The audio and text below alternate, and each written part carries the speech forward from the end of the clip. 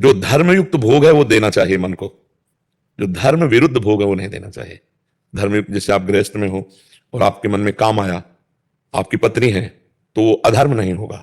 लेकिन किसी और माई बहन की तरफ गंदी दृष्टि या भावना भी कर लें, वो पाप हो जाएगा। आपको अच्छे पदार्थ पाने का भाव आया, आपके पास सामर्थ्य है, आप व्यवस्था कीजिए, भोग लगाइए और पा लीजिए, कोई पाप नहीं है। लेकिन आपको गलत पाने का मन होता है, फिर हमको मन को डांटना होगा। ये धर्म विरुद्ध आहार नहीं करना, धर्म विरुद्ध आचरण नहीं करना। तो धर्म से युक्त जो भोग वो भजन में सहायक है। जैसे आपके मन ने ठान लिया कि अब हमको आज ये भोग पाना है, रसगुल्ला पाना है, या किसी भी इंद्रिय का भोग, और वो राइट है आपके लिए, धर्मयुक्त है, तो आप फिर उसका सहयोग कीजिए। देखो, मन ही आपको वृंदावन लाया है, मन ही आपको एकांतिक में बैठा ले। अगर ये खिलाफत कर दे तो आप बैठ नहीं सकते हो। ये इतना जिद्दी स्वभाव का है, ये अगर अपने हाथ में आ जाए तो इस पर विजय पाना बहुत तो इसको दुलार भी करना है। मन से एकदम बिगड़े ही नहीं रहना। धर्मयुक्त भोग मांगे फिर से दे दिलाए, और अधर्मयुक्त मांगे तो फिर कहे तू चाहे जितना जला, ये मैं नहीं कर सकता। इतना तो लाना पड़ेगा, नहीं तो जिंदगी भर ये गुलाम बनाए रखेगा। जो धर्मयुक्त भोग है उनसे वैराग्य बढ़ता है, और जो अधर्मिक भोग है उनसे राग बढ़ता है, आसक्ति बढ़ती। फिर ऐसा लगता है अब मैं इसके बिना जी नहीं सकता। कोई व्यसन, कोई क्रिया, कोई व्यक्ति, कोई वस्तु, कोई स्थान, जब अधर्मयुक्त भोग करेंगे तो ये लगेगा इसके बिना हम जी नहीं सकते। और जब धर्मयुक्त भोग करेंगे तो भगवान की कृपा का सहारा और वैराग्य के द्वारा हम उसको क्रॉस कर सकते हैं। तो धर्मयुक्त भोगों को भोगिए जो भगवान ने विधान बनाया है, क्योंकि आप गृहस्थ, और अधर्मयुक्त भोगों का त्याग कीजिए। और जैसे विरक्त है उसके लिए संपूर्ण भोगों का त्याग है। मात्र जीवन यापन के लिए वस्त्र और भोजन के सिवा, औषधि के सिवा, बस पूरा का पूरा जीवन मरा हुआ जीवन, तब वो महात्मा कहलाता है। जीवित मर जाए उलट आप में समाय है दिलगिरी। पूरा जीवन जलते हुए, लड़ते हुए, ना कभी कोई सुख, ना कभी चैन से कभी सोए नहीं होंगे। जब अभ्यास में निकले थे, बाबा जी बने थे, अभ्यास 15 मिनट लेट जाते तो ऐसा लगता कई घंटे हो गए क्या, और फौरन उठ करके बैठ के फिर आसन में भगवत चिंतन, एक लगन, एक अगन, फिर पूरे जीवन भर निर्विषय। ये बैलेंस बनाने वाला मार्ग नहीं है। फिर जो बैलेंस बनाने में पड़ जाते तो पाखंड होता है, दम्भ होता है। सही माने में भगवत मार्ग नहीं होता। भगवत मार्ग में पूरा जैसे मुर्दा होता है ना, मुर्दे के पास कोई भी भोग सामग्री रखो हलचल नहीं होगी, ऐसे साधु का मन मुर्दा होता है, विरक्त का मन। मन मारिया तन बस में की ना, हुआ भरम सब दूर, बाहर से कछ दिखत नाही, अंदर चमके नूर। आपो त्याग जगत में बैठे नहीं किसी से काम, उनमें तो कछु अंतर नाही, संत कहो चाहे राम। वो भगवान के स्वरूप हो जाते हैं। तो गृहस्थ धर्म में धर्मयुक्त भोग भोगते हुए भगवान का भजन करना, और विरक्त धर्म में आजीवन समस्त भोगों का त्याग करके एकमात्र भगवदानंद में स्थित रहना। तो अधर्मयुक्त आचरण मत करो, तो भजन की कभी हानि नहीं होगी, कभी नहीं। आप देखना, अधर्मयुक्त आचरण नहीं होना चाहिए, तो गृहस्थ में रहते हुए भी भजन बढ़ने लगेगा। अधर्मयुक्त आचरण तो फिर भजन नहीं। पापवंत कर सहज स्वभाव, भजन मोर ते भाव न काऊ। अगर पाप आचरण होंगे तो भजन में मन नहीं लगेगा। जो पे दुष्ट हृदय सोई होई, मोरे सन्मुख आओ की सोई। जो दुष्ट हृदय होगा वो भक्त और भगवान की तरफ नहीं चलेगा, वो संसार की तरफ चलेगा। तो हमारे द्वारा कोई अधर्माचरण ना बने, ये डरते रहो, धर्मयुक्त भोग देते रहो, जिससे आपके गृहस्थ धर्म की पूर्ति होती रहे, तो आपका भजन बढ़ता रहेगा।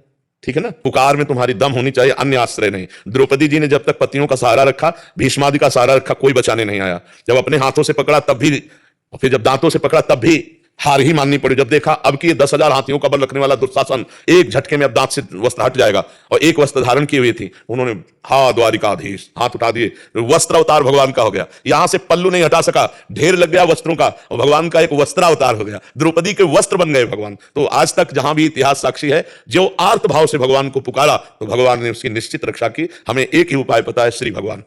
दूसरा सब नाटकबाजी है। का हिमवंत मुनीष सुनु, जो कछु लिखा लिलार, देव दनुज मुनि नाग नर को न मेटन हारे।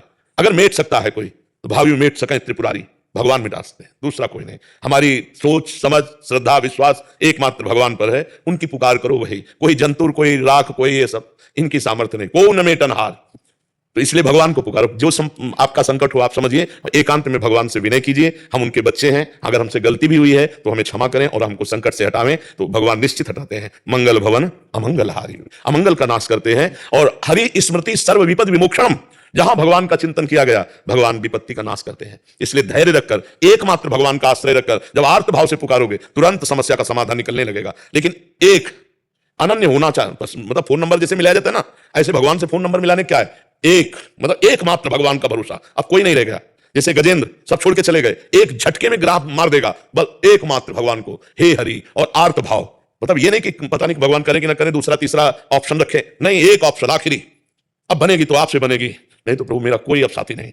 और अंदर से पुकारो, हर समस्या का समाधान। जीवन भर की पूरी अनुभव की बात कह रहे हैं, शास्त्रों की बात कह रहे हैं। और है भी वही, चाहे डॉक्टर हो चाहे कोई हो, वो यही कहता है कि हम पूरा प्रयास करते हैं, इसके बाद उंगली उठा देता है ऊपर वाला। सबको ऐसे नहीं कहता भाई वो तो भगवान बचा सकते हैं, हम तो प्रयास कर रहे हैं, बचा भगवान सकते हैं। इसलिए हर संकट का समाधान भगवान का आश्रय, भगवान को पुकारना, भगवान की स्मृति हमारी तरफ से। अब आगे किसी को और रास्ता पता हो तो मुझे नहीं पता, मुझे तो एकमात्र भगवान ही है। अगर सहयोग कर सकते हैं तो भगवान, नहीं मुझ जैसे दीन पतित का कौन सहयोग कर सकता है। सहयोग स्वार्थ बस, भले तुमसे कोई हाथ मिला लेगा, तुम्हारे पास है वैभव सब व्यवस्था, नहीं तो दीनहीन अकिंचन का कोई साथी नहीं होता, केवल भगवान होते हैं। उसमें कोई मेरा पूजा में दोस्त तो नहीं लग रहा। कुछ नहीं यार, किसान आदमी, गृहस्थ आदमी, समझो पूजा का मतलब अगरबत्ती जलाना नहीं है, पूजा का आरती कर देना नहीं है, फावड़ा चलाना भी पूजा है, गोली चलाना भी पूजा है, अपने कर्तव्य पर निष्ठा से युक्त होकर हम व्यापार कर रहे हैं, नौकरी, ये सब पूजा है।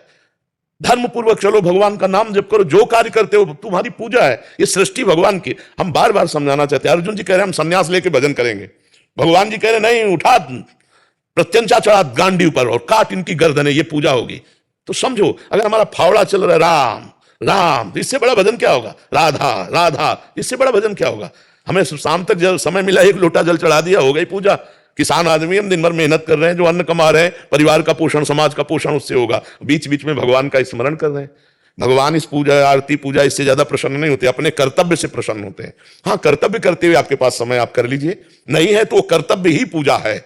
अगर कर्तव्य में अधर्माचरण करे फिर जाके खूब घंटी बजाए आरती करे, कभी भगवान प्रसन्न होने वाले नहीं। अपने धर्म से चलो, कर्तव्य का पालन करो, नाम जप करो, कोई पूजा की बाहरी जरूरत नहीं, इसी से भगवान प्रसन्न हो जाए। अगर समय है तो गलत समय ना लगाकर गलत जगह भगवान की पूजा में लगा दो। नहीं, पूरी सृष्टि पूजा ही है, हम 12 बजे रात्रि से लगे, हमारी पूजा ही तो हो रही, आप लोग हमारी पूजा ही तो है।